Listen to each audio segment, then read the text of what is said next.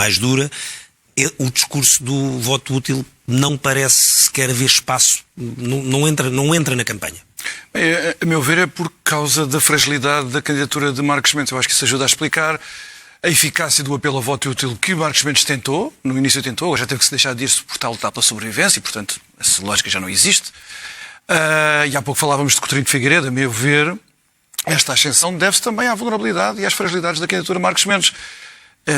Se falamos que o Marcos Mendes tinha apenas o universo eleitoral, acho que isso ninguém duvida. O universo eleitoral de Marcos Mendes era apenas o PSD e o CDS, não vai além disso. Sim. Esse liberal está muito bem segurado. Esse é o maior espaço, pelo menos quando ele é o maior espaço. Para as legislativas de maio, não é? É o maior espaço, mas Coutinho Figueiredo precisava de crescer para o PSD e para o CDS. 1.900.000. Como? 1.900.000 votos. São muitos votos, mas apesar de tudo, Marcos Mendes não conseguia ir além daquele espaço. Esse espaço estava longe de estar dominado por Marcos Mendes e à medida que começaram as vulnerabilidades da campanha, tanto pelos ataques do Almirante Gouveia Mel, mas também porque Marcos Mendes revelou que não tinha uma estratégia de campanha bem afinada no início. Eu chamei a atenção para isso várias vezes aqui neste estúdio. Marcos Mendes pensou que podia fazer uma campanha como o Marcelo fez em 2015, que era não falar sobre nenhuma das questões substantivas da política do país. O país já não é esse.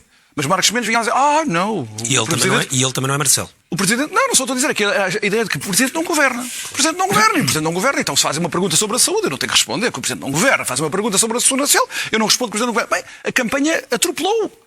Porque todos os outros candidatos foram a jogo e começaram a falar. Apesar de tudo, acho que há aí uma diferença entre Marcos Mendes e António José Seguro.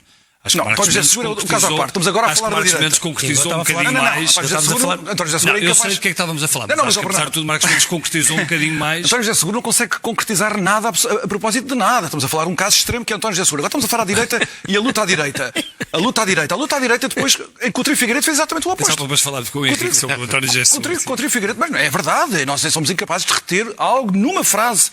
Enfim, num discurso de António José Seguro é difícil pegar numa frase substantiva. Ou seja, mas está bem lançada. Não seja Seguro a querer nas sondagens. Mas para não fugirmos do assunto.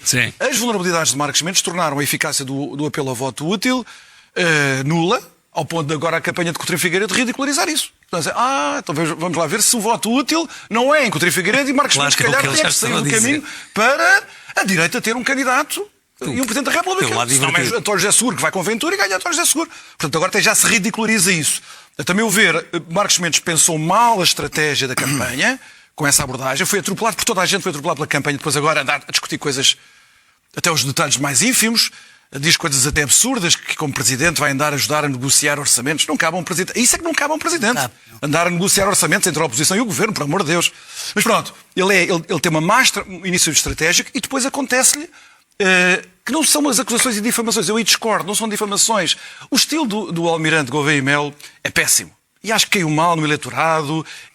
Gouveia Mel também se autodestruiu. Mas a questão não são difamações. Maria João, eu peço imensa desculpa. Então já falei sobre isso aqui. Diga-me qual é a palavra. É o passado profissional de Marcos Mendes que pode não encaixar nas preferências que as pessoas têm para um Presidente da República, na medida em que aquilo que Marcos Mendes andou a fazer, e não vale a pena ter nenhuma ilusão sobre isso, andou ali nos interstícios, já tem aquela expressão que é o facilitador de negócio, não há nenhum problema de ilegalidade. Mas ele não foi destinado uma vida anda ali nos interstícios da obtenção de um privilégio que os portugueses comuns não têm, por acesso a determinados mecanismos de decisão e de poder, que ele obteve no decurso de uma carreira política. Acresce ainda que esquecemos de uma coisa. É que ao contrário de Coutinho Figueiredo, de André Ventura, até de António José Seguro, e realmente o estreante aqui é Gouveia Melo, mas Marcos Mendes, qual foi a última vez em que ele fez uma campanha eleitoral nacional em que ele era o candidato? Candidato a Primeiro-Ministro? Foi. Candidato a Presidente da República? Não foi.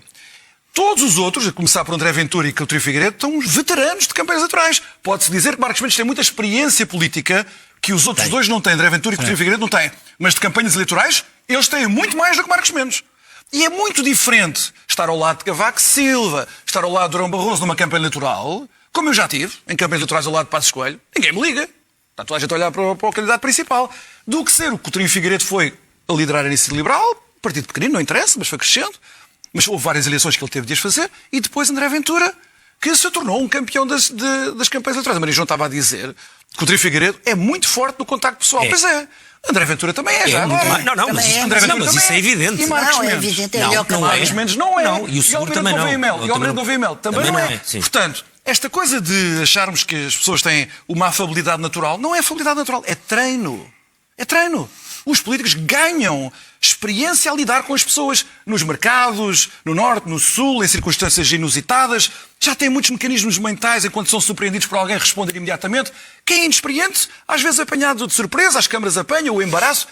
Com o Coutinho Figueiredo e com o Ventura já não acontece. E com o Marcos Mendes acontece. E depois também estamos aqui a falar de um aspecto que também é importante, se calhar, nestas coisas.